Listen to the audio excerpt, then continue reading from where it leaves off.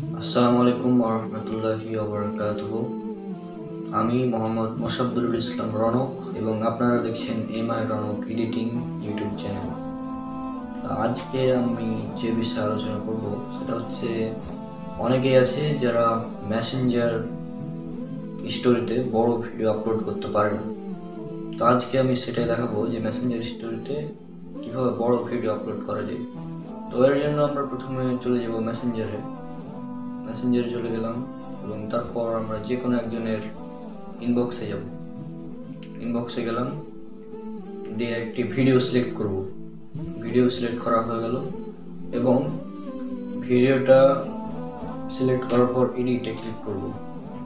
এডিটে click করার পর সেখানে দেখব পাশে যে এখানে আপনারা দেখতে পাচ্ছেন এখানে লেখা আছে ইউর স্টোরি। তো এই ইউর স্টোরিতে ক্লিক করলেই ভিডিও আপলোড হয়ে যাবে এবং আপনারা দেখতে পাচ্ছেন আমার এই ভিডিওটি আপলোড হয়ে গেছে অলরেডি। তো আশা করি আপনারা বুঝতে পেরেছেন। আসসালামু আলাইকুম ওয়া রাহমাতুল্লাহ।